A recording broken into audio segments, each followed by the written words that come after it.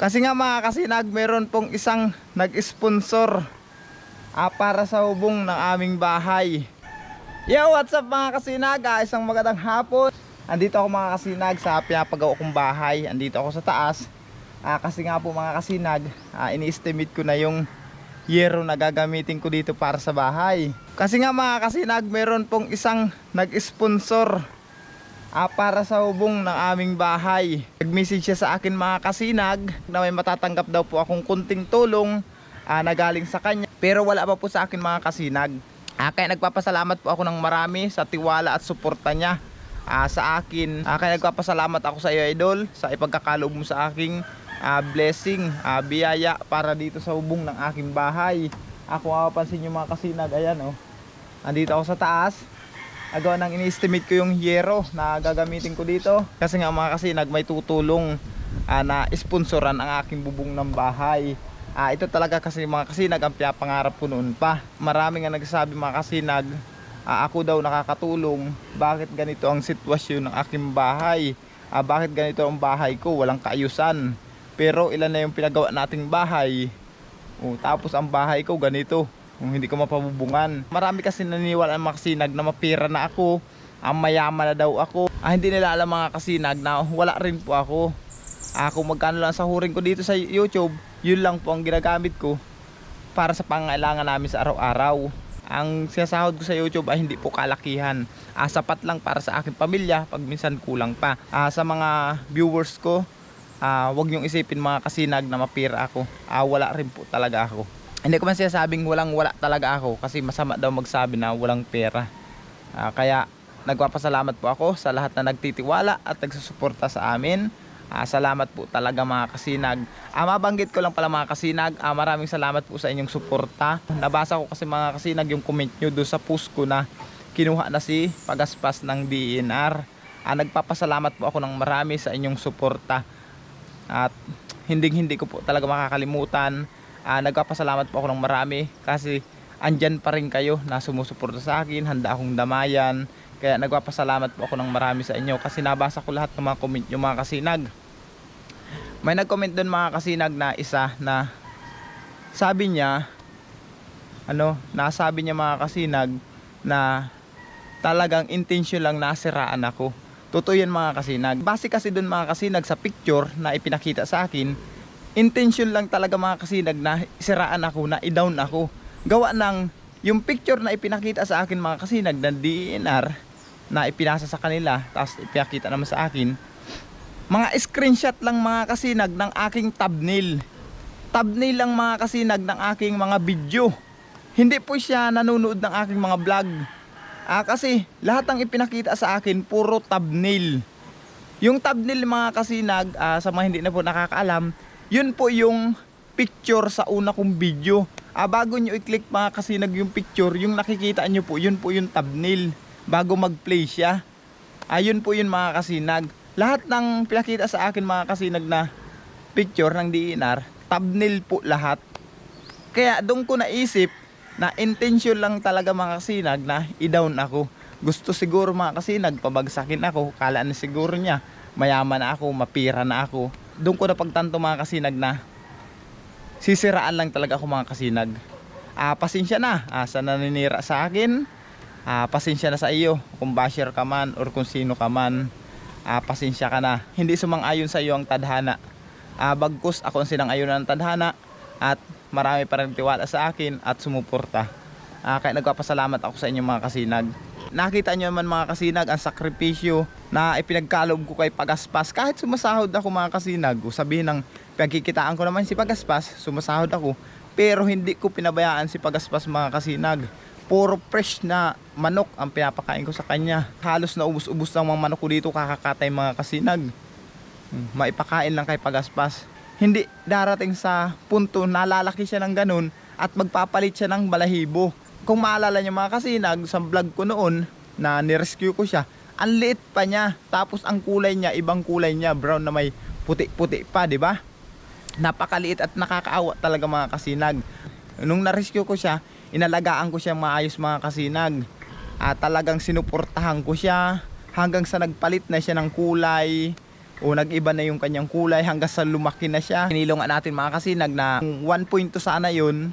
Nung kinilo ko sa kasi pagaspas 1.2. Yung ibinalot kong damit, sabihin na natin 2 gramos yun, o di 1 kilo si pagaspas. O biruin nyo mga kasinag, umabot si pagaspas ng ganun kalaki, umabot siya ng 1 kilo, tapos mataba pa. Kaya sa naninira sa akin, shoutout po sa inyo. Sana'y gabayan kayo lagi ng mahal na Panginoon, at bigyan pa rin kayo ng maraming blessing sa naninira sa akin na gusto akong pabagsakin. Sorry lang mga kasinag, at hindi sumang-ayon sa iyo ang tadhana.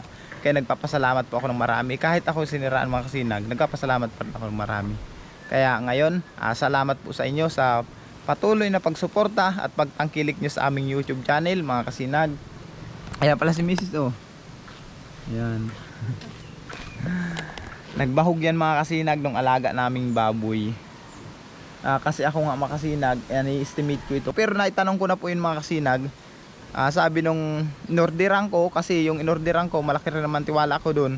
Gawa na yun yung inorderan ko dati ng mga ginamit ko sa simbahan na talagang quality naman.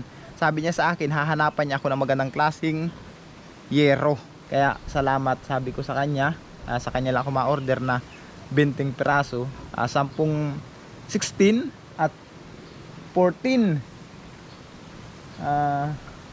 10 rin na 14. Kasi ang design ng bahay ko mga kasinag, yung isang klase, yung makausong design ngayon. Ayun ang ginawa ko mga kasinag dito sa bahay ko. Gawa ng maiba-iba naman, kahit nasa probinsya tayo, sumabay rin tayo mga kasinag sa uso. 4 ako sana matibay, kaso grabe sa kahoy. Tapos yung binahay, simple lang naman yun. Kaya sabi ko, gusto ko maiba-iba naman mga kasinag. Kahit hindi ko mapaganda ang bahay ko, at least kahit paano, gumanda man lang yung forma. Pag tiningnan mo, maganda naman kahit hindi pa ayos ito mga kasinag. Salamat po pala sa nag-sponsor.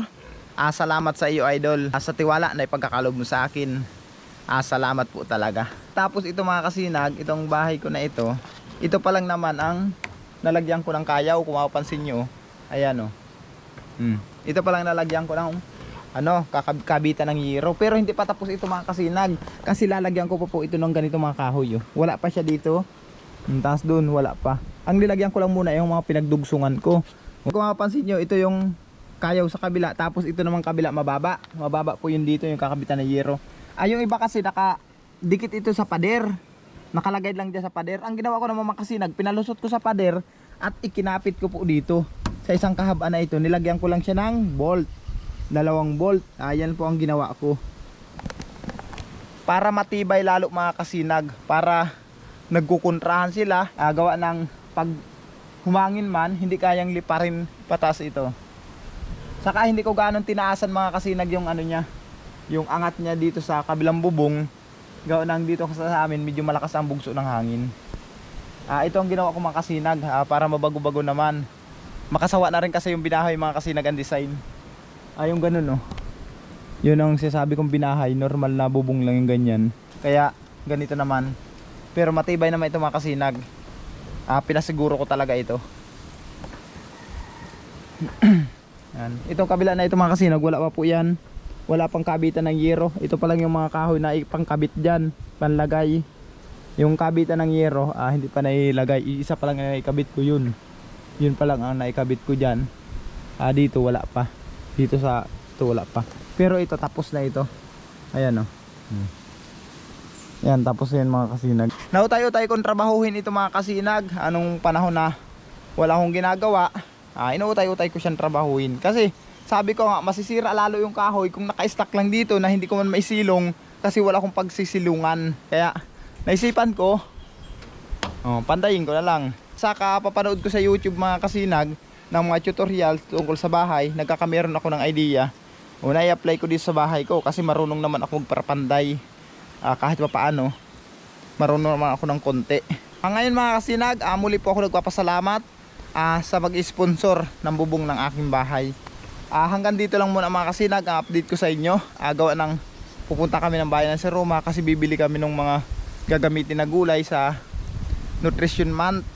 Kasi bukas mga kasinag, Nutrition Month dito sa elementary school sa barangay namin. Kasali yung anak kong babae. Gagawa namin siya ng costume. Kaya pupunta kami bayan ng Sir Roma para bumili ng mga gulay. Nakagawa na akong susuotin niya sa pambaba, yung parang palda na kangkong. Ayon sa pangtaas sa damit, hindi pa namin alam. Kaya alis muna kayo mga kasinag. Asikasuhin ko muna yung aking mga alaga. At hanggang dito lang muna mga kasinag. Maraming salamat po sa 64,000 subscriber na sumusuporta sa ating YouTube channel. Sa mag-sponsor sa bubong ng aming bahay. Maraming salamat po mga kasinag. Sa lahat, maraming salamat po. Bye bye.